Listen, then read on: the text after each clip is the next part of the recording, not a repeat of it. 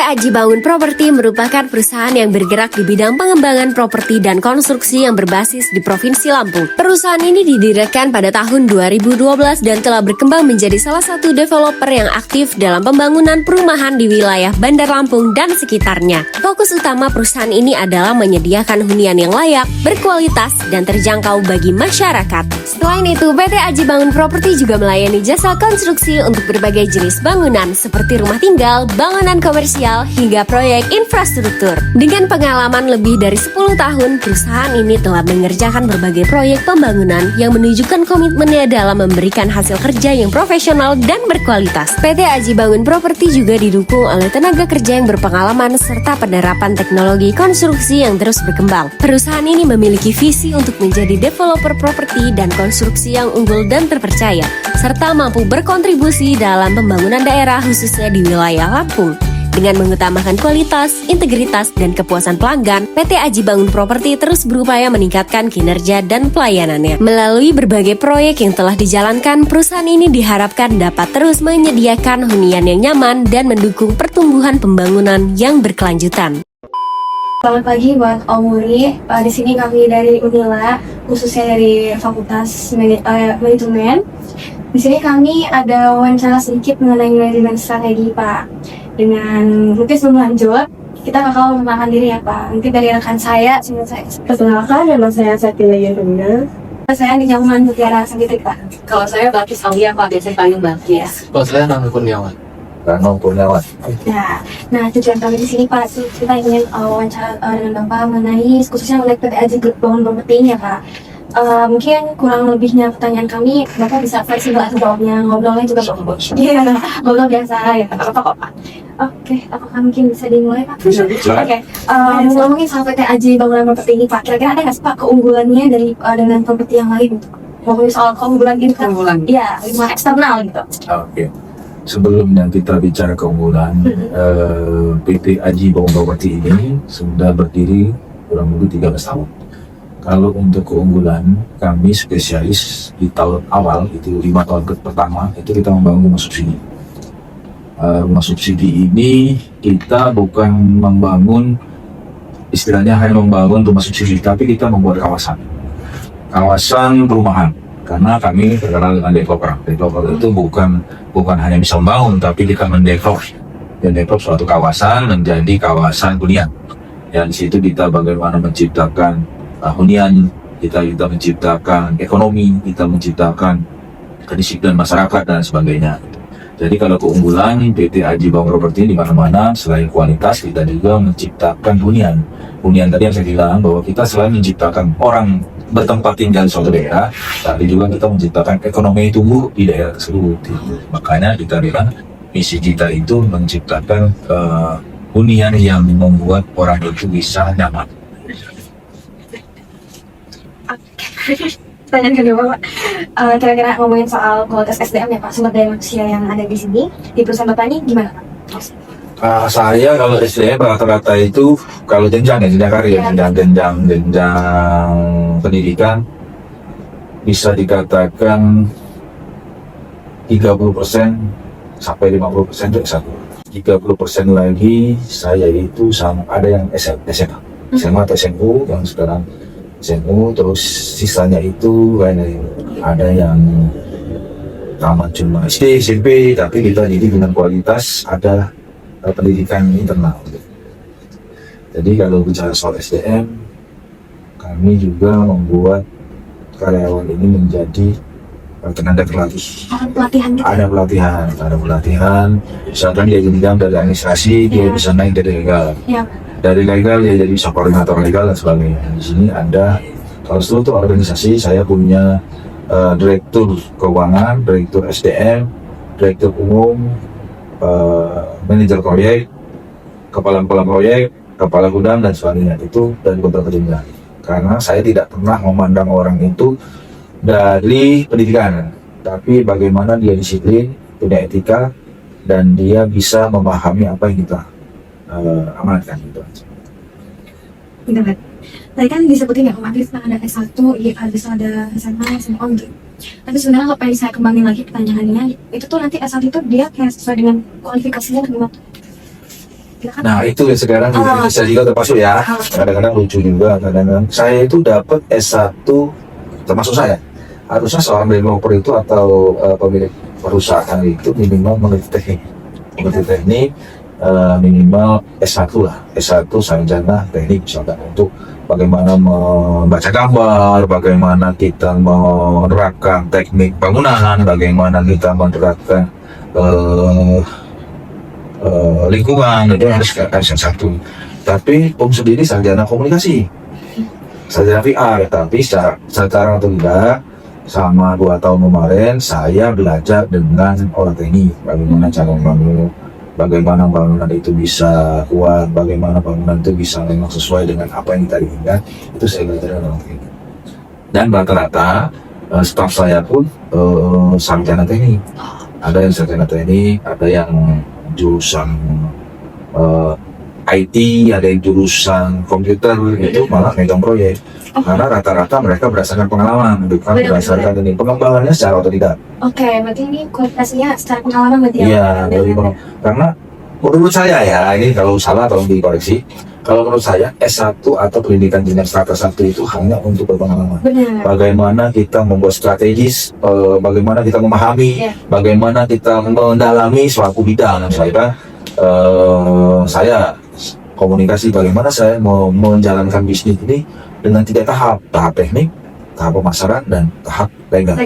Nah itu saya kan harus tidak belajar 3 ilmu, tapi kita belajar 3 ilmu, tapi saya dengan cara otodidak, belajar sama teman, belajar sama kayak teknik, belajar sama orang proyek, kayak pemasaran saya sendiri orang komunikasi, termasuk komunikasi pemasaran ya, komunikasi pemasaran. Terus saya juga belajar dengan teman-teman pemasaran dari tingkat bawah yang secara otodidak belajar sampai dengan saya ikut seminar di beberapa seminar orang-orang yang motivator.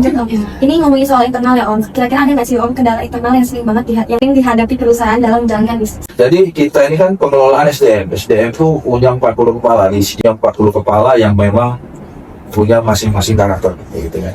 Apalagi yang atas Mbak sama Mas ini bilang Gen Z yang baru ini, mereka itu tidak bisa dipaksa untuk kerja. Tapi kalau sudah mereka mau kerja 24 jam pun dijalani mereka gitu.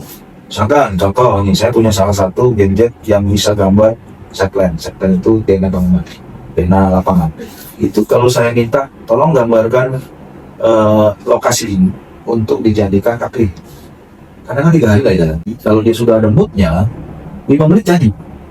Itu orang Gen Z. Tapi ada juga yang milenial ya, orang ngambekan ya, biasa lah. Perusahaan ini saya minta seperti misi yang keduanya adalah keluarga, yang kita bangun perusahaan ini berdasarkan keluargaan, bangun keluarga, bangun orang yang tidak kenal menjadi bagian dari Aji Bangun Property. Jadi di PT Aji Bangun Property ini lebih mengedepankan sistem kekeluargaan buat para karyawan. Betul. Kalau biar manajemen analisis lingkungan eksternalnya, Om, boleh diceritakan nggak sih bagaimana pandangan perusahaan ini terhadap kondisi pasar properti yang kita tahu kan banyak sekarang ya perusahaan propertinya gitu Om. Karena gini, kalau Mbak bilang masalah eksternal kita, bagaimana kita memandang strategi pemasaran, strategi pembangunan, strategi supaya kita ini dianggap baik, dianggap cepat laku di pasaran. Saya cuma menggunakan itu strategi saling percaya atau kepercayaan. Jadi gini, kalau saya mau bangun ngedek suatu lokasi, saya suruh lapangan. Karena seperti saya bilang dari awal bahwa saya tidak punya ilmunya, saya tidak punya ilmu teknik pun yang strategi seperti ini. Kami akan turun ke lapangan. Saya biasanya bicara feeling, karena saya orang pemasaran. Saya lihat ini bisa lakukan, ini bisa aman nggak dari banjir, ini bisa terjangkau nggak ekonomi, cepat-cepat nggak majunya. Itu saya akan survei dulu, survei lapangan. Menurut saya berhasil gitu, untuk menciptakan lingkungan gitu, strateginya. Jadi kami tidak pernah takut untuk soal pemasaran di luar, karena kami PT Aji sudah terkenal apabila kami bangun suatu daerah itu sudah terkenal ekonominya bisa bangun. Bagaimana kita berpikir menciptakan itu tumbuhnya ekonomi di lingkungan itu. Jadi kalau adik-adik mbak-mbak ini mau survei lapangan nanti ke sebelah saya, mau benar nggak yang saya bilang ini? diperkenankan silakan. Itu ada sekitar apa 2000, sekarang masih dalam pembangunan yang ke tahap 4, blok tahap 4 yang kedua. Itu sekitar 163 Jadi, unit. Om, Ya. boleh diceritain nggak sih Om siapa aja yang bisa dikatakan sebagai pesaing utama PT Aji Bangun Group Property ini di bidang properti? Kalau saya sih banyak ya, dengan developer pasti bersaing. Tapi ya kalau saya bilang bersaing secara harfiah, secara pemasaran nggak ada sih. Kita kan rezeki itu bukan aja sih. Kalau saya bersaing itu strategi ada di dalam lain. Saya tidak ada bersaing, menurut saya alhamdulillah setahun masih kita bisa membukukan sampai angka 50 sampai 70 miliar untuk perolehan keuangan. Jadi saya tidak pernah punya pesaing. Orang saya anggap itu adalah teman partner kerja. Sebagai, kalau saya bilang pesaing ya namanya bisnis pasti ada persaingan, tapi kita bagaimana mengelola persaingan itu aja. Jadi menurut saya tidak ada pesaing. Tapi kalau untuk ada apa Mbak yang bilang mana ya anak orang baru yang hanya membuat klaster-klaster yang hanya bisa membangun tapi tidak bisa menciptakan gitu. Itu yang menurut saya bumerang bagi developer besar gitu. Kalau bumerang ya kalau pesaing ya. Menarik nih Om. Faktor dari luar perusahaan apa yang bisa paling mempengaruhi jalannya bisnis Om ini? Mungkin misalnya dari segi ekonomi, regulasi pemerintah, atau pengembangan teknologinya Om. Regulasi pemerintah kayak regulasi pemerintah misalkan kita kan rumah FLPP atau rumah subsidi ini berdasarkan regulasi pemerintah 2013 regulasinya enak. Pokoknya rumah subsidi yang ukuran 36 atau 21 sampai 36 itu bisa dikatakan rumah subsidi dan dibiayai pemerintah. Bunganya untuk konsumen, kasih 5% untuk konsumen. Terus bergulir karena tidak layak lagi 21 jadi 30 sampai dengan 36. Itu regulasinya. Bergulir lagi harganya dan lain-lain. Bergulir lagi ada peraturan tentang namanya aplikasi Sikasep, Sidubang dan Cibagong. Itu salah satu regulasi pemerintah. Misalkan kita mau daftarkan konsumen yang untuk mengambil rumah subsidi itu harus ada Sikasep, aplikasi Sikasep bahwa dia punya rumah. Nah, itu gunanya untuk mencipta bahwa konsumen ini belum punya rumah perumahan subsidi dan belum kesana. Ngomongin soal strategi nih Om, strategi apa aja yang saat ini digunakan perusahaan untuk mengembangkan bisnisnya? Kalau strategi yang saya gunakan ya, saya khususnya ya, saya sih pakai cara manual, cara orang-orang yang jahil mau pakai strategi ini, saya pakai IT, saya pakai survei pasar, saya pakai iklan berbayar kayak di media-media sosial, itu saya pakai. Tapi yang paling utama yang saya pakai adalah manual. Jadi pemasaran itu berdasarkan dari mulut. Kalau dulu MLM ya, strategi orang-orang dulu kan kalau ini lewat sini naik. Saya gunakan desain banyak karena itu lebih berhasil. Berarti Om, awal banget Om itu bangun kayak memperluas pasaran saya ini, kira-kira Om ini teknik awal Om ini apa? Kayak face to face kah atau mungkin apa? Dari Kalau pertama saya membangun perumahan yang saya gunakan di tahun 2014 itu face to face. Saya kumpulin orang-orang yang memang di rumah tangga. Dulu banyak teman-teman mahasiswa yang mau ini, termasuk TNI, polisi. Terus saya kumpulin, saya ngobrol. Kan namanya saya ngobrol kopi. Bahwa saya punya perumahan. Saya punya perumahan dengan harga sekian, ada fee-nya sih. Itu masalah. Silakan bawa dua. Pertanyaan selanjutnya, apakah perusahaan memiliki rencana strategi baru untuk meningkatkan penjualan atau memperluas pasar? Kalau strategi baru setiap tahun kita pasti nggak strategi baru. Tahun ini kami memperluas itu dijual tahun salah karena basic kami dulu salah. Dan strateginya kami juga sekarang ini bermain di rumah komersil, bukan hanya subsidi. Jadi rumah komersil itu rumah yang di atas angka 3 juta, di atas 3 juta, yang kita main di rumah mewah tapi sederhana dan harganya.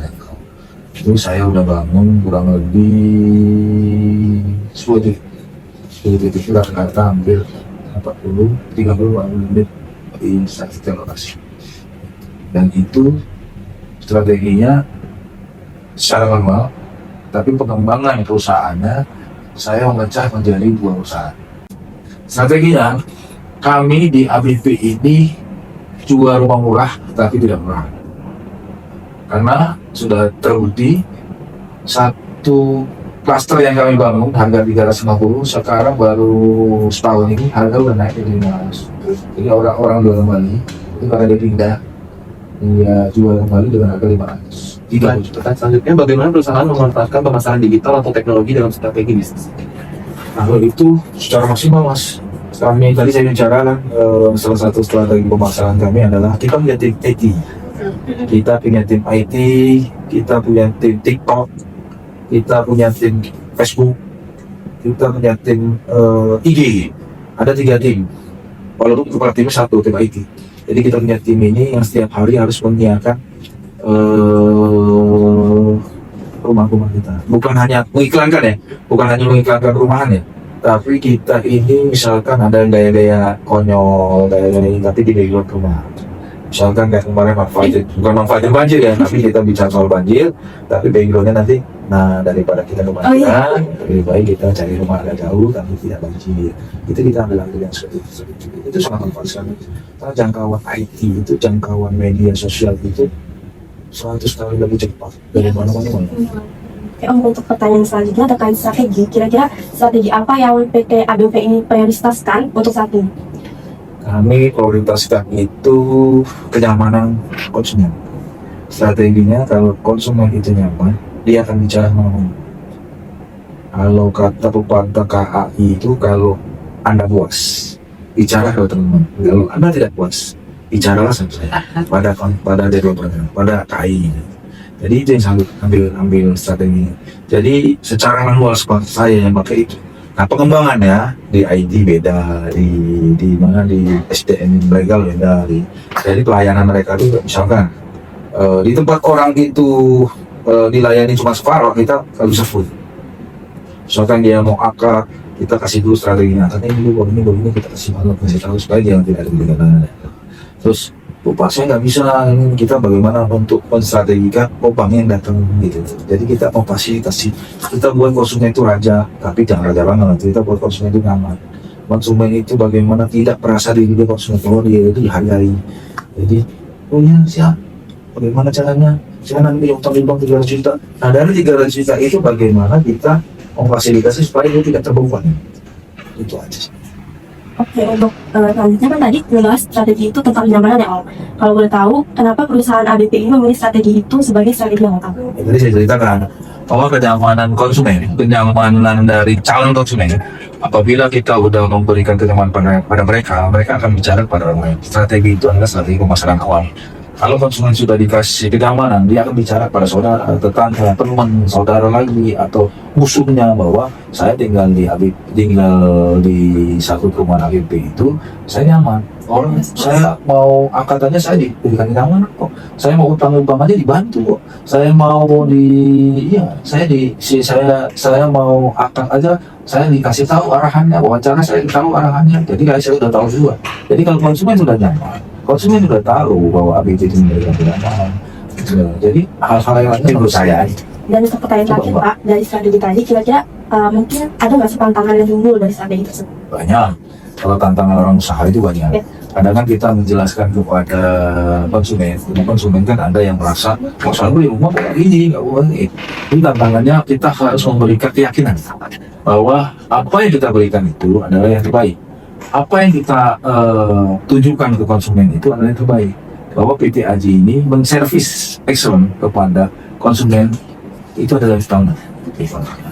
Baik, terima kasih Om Muri atas penjelasannya yang sangat menarik banget dan bermanfaat buat kita sebagai generasi muda Om. Oke, mungkin kita cukupkan aja ya dari kita ya. Terima kasih banyak Om. Oh ini sama-sama. Semoga di lain waktu kita dapat kesempatan untuk lagi. Amin. Terima kasih semuanya.